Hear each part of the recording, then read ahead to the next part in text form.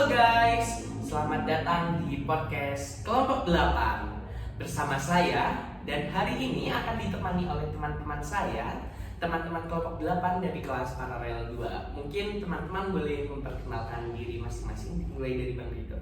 Halo, kenalkan saya Muhammad Ridwan Fakih dengan NIM H340 120 1111. Halo, aku Muhammad Zaim Hakim dengan NIM H340 12 111 24. Halo semuanya, kenalin aku Syifa Muska Wardani dengan NIM H3401211154. Halo semuanya, perkenalkan nama aku Seth Imana dengan NIM H340121133. Nah, di pagi yang cerah ini ya teman-teman ya, kita mau bahas apaan sih? Kita sih mau bahas ini ya, lembaga keuangan mikro sih kebetulan. Karena udah di-spill nih sama Sirin mengenai lembaga keuangan mikro agribisnis nih. Aku mau tahu nih pendapat dari masing-masing dari teman-teman nih. Satu kata atau dua kata, apa sih yang teman-teman bayangkan ketika mendengar lembaga keuangan mikro agribisnis? Mungkin dari sini. Kalau menurut aku ya, baca yang aku baca di artikel beberapa gitu, lembaga keuangan mikro ini emang lembaga yang untuk memberikan dana kepada petani dan UMKM gitu. Jadi emang untuk difokuskan kepada anggota-anggota yang membutuhkan dana tapi emang tidak sebesar itu gitu, dan kreditnya juga tidak terlalu besar daripada kayak tempat lain kayak misalnya bank dan lain-lain gitu. Kalau dari aku satu dua kata mungkin sama kayak sekalian pembiayaan untuk petani dan UMKM gitu. Bang, Kalau aku mikirnya kayak ini tuh bakal jadi jembatan untuk para petani dan juga UMKM supaya bisa lebih majuin bisnisnya. Iya benar banget. nah jadi dapat disimpulin nih dari ketiga teman kita bahwa lembaga keuangan mikro agribisnis emang dikhususkan untuk petani kecil maupun pengusaha kecil yang membutuhkan dana untuk memenuhi input produksi mereka untuk mencapai produksi yang mereka inginkan, seperti itu. Oke, nah aku pengen bahas tentang lembaga mikro nih. Kemarin kan aku sempat kayak baca artikel gitu ya. Terus artikel ini kayak bahas tentang kesejahteraan petani gitu, terus sama peningkatan ke UMKM. Menurut kalian tuh gimana sih tentang si lembaga keuangan mikro terhadap ke petani dan ke UMKM gitu? Menurut kalian gimana? Menurut aku sih dengan adanya kelembagaan pembiayaan mikro agribisnis itu dapat membantu petani dan pengusaha kecil dalam peningkatan produksi dan pendapatan usaha mereka. Kan kita di kelas juga udah dijelasin nih sama dosen kalau peran lembaga keuangan mikro itu sangat besar signifikan terhadap petani, dan juga ada embel-embelnya nih. Mereka kan nggak ada jaminan untuk diminta ketika mereka meminjam uang tersebut. Tapi kalau aku itu kurang setuju.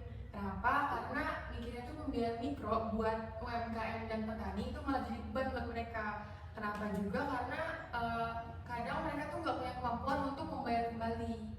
Gitu sih.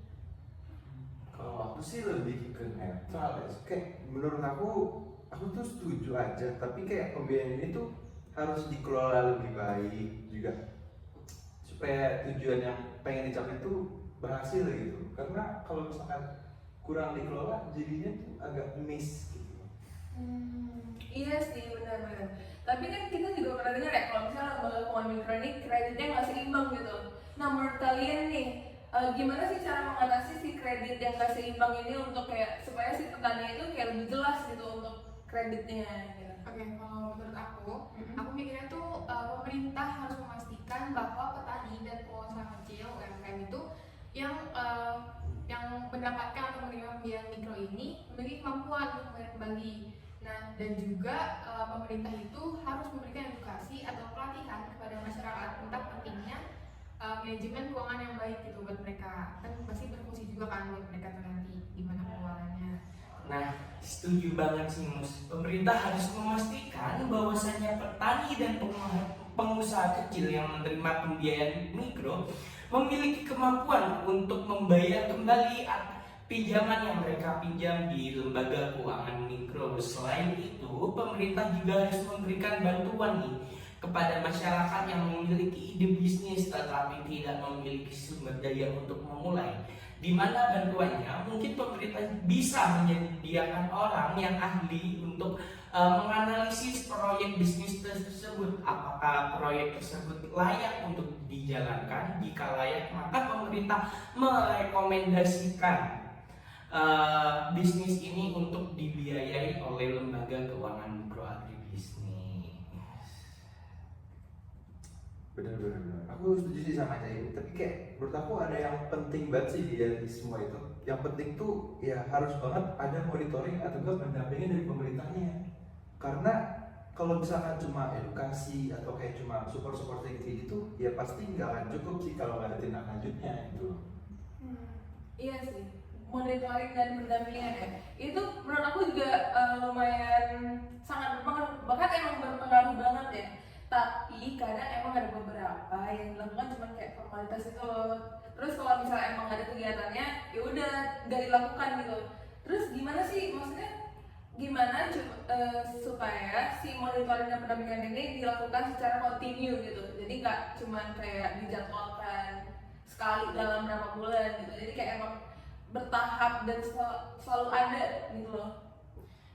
Menurut aku sendiri sih salah satu caranya ya dengan melibatkan komunitas lokal nih. Nah, kita masuk melalui komunitas lokal mereka dan organisasi-organisasi non pemerintah yang ada di lingkup desa maupun kelurahan. Dari situ kita bikin jaringan yang kuat di lapangan. Nah, dari jaringan yang kuat ini mereka bisa jadi penghubung antara kita nih sebagai semisal kita sebagai stakeholder terkait dengan petani maupun lembaga pembiayaan mikro seperti itu. Tapi setuju sih sama Jeng, dengan komunitas lokal itu kan jadi pendampingannya bisa lebih personal gitu kan, dan sesuai sama mereka apa aja kebutuhan apa yang mereka yang mereka pengen dapatkan gitu, dan itu lebih spesifik jadinya. Terus juga bisa membantu mereka buat mengatasi masalah teknis atau mungkin administrasi yang mungkin bakal mereka hadapi ke depannya gitu. Kalau menurut aku sih kayaknya ya perlu sejenis insentif sih untuk para pendamping atau kayak yang melakukan pendampingan itu, monitoring ke para penggunanya ya. Karena kalau misalkan dari pemerintahnya ngasih hadiah atau misalnya kayak reward mereka dengan kayak pelatihan lagi supaya lebih tingkat lagi, kan pasti kayak bakal semakin lebih maju nggak sih merekanya? Kayak apa ya? Jadi kayak makin berhasil gitu untuk bantu ke petani atau enggak ke pengusaha-pengusaha kecilnya gitu. Tapi kalau misalnya aku nanya nih, komunitas lokal itu nanti kayak dalam kelompok gitu ya? Iya, benar banget. Komunitas lokal tuh benar-benar komunitas yang seperti kelompok tani, gabungan kelompok tani, dan mungkin kalau di desa ada koperasi unit desa, biasanya para KUD, para petani kan juga suka tuh ke situ untuk menjualkan hasil panen mereka seperti itu. Oh iya sih, bisa sih melakukan pendekatan secara itu. Tapi nih pertanian pasti nggak jauh-jauh dong dari kayak teknologi gitu kan. Nah, tapi apakah peran teknologi ini penting nggak sih untuk kayak mengurangi resiko dan untuk efisiensi produksi mereka si petani ini gitu? Bener banget. Di zaman yang serba modern ini semua sektor tuh nggak luput pastinya dari teknologi. Pastinya terutama sektor pertanian. Sektor pertanian pasti terbantu banget nih dengan adanya teknologi. Contohnya, penggunaan aplikasi keuangan yang bisa memantau arus kas dapat membantu keuangan petani secara efisien seperti itu. itu, sehingga para petani dan para kreditur atau yang meminjamkan ini bisa memantau secara langsung arus kas yang keluar maupun masuk, sehingga data yang tersedia itu udah real time gitu loh, udah nggak ada yang namanya miskom antara peminjam dan yang pemberi pinjaman seperti itu.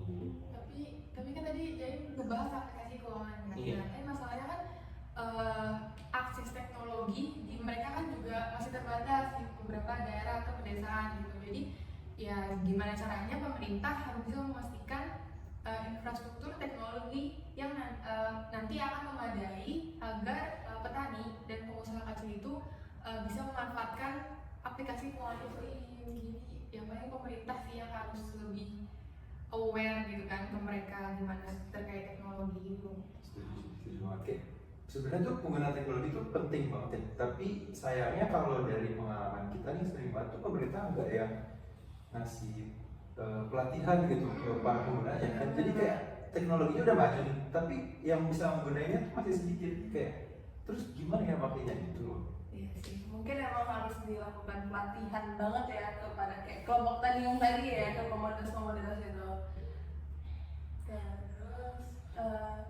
Terus dari pelatihan teknologi, satu lagi nih yang menurut aku penting, pemerataan infrastruktur teknologi 4.0 yang belum merata di Iya Indonesia. banget lagi. Nah, pemerataan itu penting banget sih, sehingga setelah pemerataan itu harus ada kolaborasi antara pemerintah, lembaga keuangan, organisasi non pemerintah dan masyarakat sangat diperlukan untuk menciptakan ekosistem lembaga keuangan agribisnis yang ada di Indonesia ini.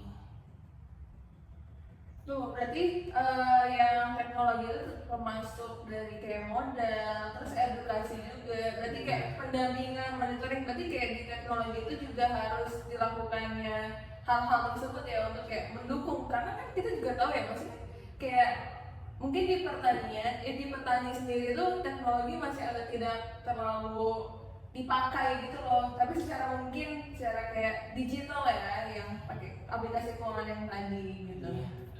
Setidaknya sebelum jika ingin melakukan efisiensi di bidang pertanian, emang pemerataan itu penting banget sih. Tapi sebenarnya perlu juga untuk melakukan evaluasi dan penyesuaian terhadap program apa yang dijalankan oleh pemerintah gitu, terhadap apa yang diberikan pemerintah ke desanya gitu kan. Karena kan kita nggak tahu nih kondisi di lapangan itu bisa berubah, rencana pemerintah seperti ini kemudian nanti di lapangan di desanya petaninya apa yang dibutuhkan itu apa yang mereka mau gunakan itu kan jadi kurang. Jadi pemerintah harus lebih fleksibel aja sih gitu kan, dan siap sama apa yang terjadi di lapangan, perubahan apa yang ada di lapangan gitu. Emang bener sih, setuju banget ya. Kayak pemerintah tuh harus bisa nyesuaiin kayak di lapangan seperti apa, tapi harus sering dievaluasi. Jadi tuh bisa ketahuan kayak sebenarnya tujuan yang ingin dicapai sama pembiayaan ini tuh tercapai nggak sih, kayak bawa manfaat nggak sih ke para petani pengusaha kecil ini, ya kan ya? Dari sisi kita sebagai masyarakat maupun sebagai petani nih, kita juga harus mau untuk mengkondisikan atau beradaptasi dengan lingkungan yang baru demi tercapainya pertanian yang berkelanjutan maupun pertanian yang efisien yang kita harapkan. Melalui modal kecil ini, melalui lembaga keuangan mikro agribisnis ini, itu benar-benar perlu banget nih bagi petani-petani kita. Yang pertama tentunya kita sebagai dari sisi masyarakat itu juga harus mau beradaptasi nih terhadap situasi yang baru demi tercapainya pertanian yang berkelanjutan dan efisien seperti yang kita harapkan. Sehingga dengan adanya lembaga keuangan mikro agribisnis ini, petani mendapatkan modal sehingga dapat meningkatkan pendapatan mereka. Jadi ada 3 nih yang perlu diperhatikan. Yang pertama, mau beradaptasi dengan perubahan-perubahan yang cepat ini. Yang kedua, pemerataan. Jadi pemerataan itu pemerataan infrastruktur dan sebagainya. Dan yang ketiga, evaluasi. Setelah tiga ini jalan, lembaga keuangan mikro agribisnis dapat masuk untuk memenuhi kebutuhan pertanian di masa yang akan mendatang. Oke, terkait si petani untuk beradaptasi ya, maksudnya kan kita juga banyak ya tahu ada beberapa petani yang kayak ya udahlah dengan cara biasa aja dengan cara tradisional, tapi emang cara tradisional ini mungkin untuk produktivitasnya tidak semeningkat kalau misalnya dia pakai modern. Tapi mereka emang ada beberapa yang tidak mau ke modern gitu loh. Jadi maksudnya apakah kita emang sebagai anak muda ya yang lebih mengerti teknologi sekarang, apakah kita kayak memberikan penyuluhan? Sebenarnya kita harus memberikan penyuluhan mungkin pas KKN kali atau gimana gitu, atau gimana? Menurut aku sih emang petani di Indonesia memang rentan usianya tuh emang di atas udah berumur ya. Iya Nah, benar. mungkin pengalaman mereka dalam on farm atau pertanian itu udah benar-benar besar. Nah, dari situ kita akan masuk ke pendidikan orang dewasa, di mana kita tuh jangan menggurui mereka. Menurut aku mereka itu lebih berpengalaman dari kita. Setidaknya kita mencontohkan, dan apabila contoh itu berhasil, tunjukkan ke mereka ini loh hasilnya baik. Ketika kita memanfaatkan teknologi ini Bapak akan mendapatkan hasil yang ini. Seperti itu sih menurut aku. Tapi apa ya, aku mikirnya tuh mereka tuh kenapa nggak mau coba teknologi, karena kan mereka udah bertahun-tahun nih, misalkan panen menanam gitu kan. Nah itu juga pasti kan kebiasaan mereka tuh melakukan ini stepnya gitu. Tapi kan tiba-tiba ada teknologi terus mereka kayak, ntar kalau nggak berhasil gimana, rugi dong saya gitu. Itu kan paling yang jadi pertimbangan mereka, kayak harus pakai nggak ya teknologi pemerintah, kalau mereka tahu pasti lebih keren lah, lebih canggih lah gitu kan. Tapi ya karena mereka udah nyaman dengan cara tradisional itu, terus mereka udah tahu hasilnya yang bertahun-tahun selalu dapat yang menguntungkan buat mereka, terus mereka nyobain teknologi, jadi kayak ya itu sih jadi yang perlu pemerintah cari solusi gitu sih. Dan menurut aku solusi itu emang emang harus dipaksakan agar bisa berjalan. Selain itu peran lembaga keuangan mikro agribisnis ini juga dapat gitu loh mempengaruhi penggunaan teknologi menurut aku. Soalnya modal yang mereka dapatkan bisa digunakan untuk mungkin kalau mikro membeli nggak masuk akal ya, mungkin bisa untuk menyewa alat-alat. Nah, menyewa alat-alat seperti itu, sehingga dari hasil produksi yang maksimal akan mendapatkan profit yang bisa diharapkan yang maksimal, atau output yang diharapkan bisa maksimal. Seperti itu sih. Baik sih, teknologi juga nggak semurah itu ya untuk kayak dijangkau petani. Ya mungkin UMKM juga bisa membantu untuk petani menjangkau teknologi yang bakal berpengaruh ke pertaniannya kali ya, komoditas yang mereka tanamin gitu loh.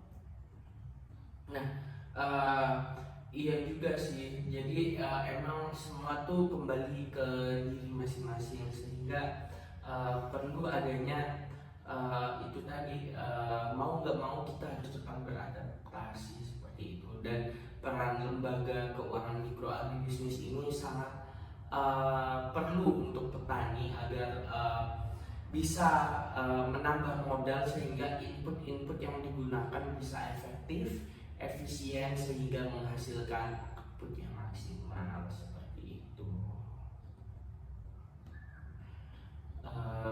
Mungkin itu dari perbincangan kita pada pagi hari ini. Jadi kesimpulannya, pembiayaan mikro memang punya potensi besar untuk meningkatkan kualitas hidup petani maupun pengusaha kecil di Indonesia, tapi perlu dikelola dengan baik melalui edukasi, pendampingan teknologi, dan evaluasi terus-menerus. Terima kasih telah menonton podcast kami. Kurang lebihnya mohon maaf. Assalamualaikum warahmatullahi wabarakatuh. Waalaikumsalam warahmatullahi wabarakatuh. Dadah.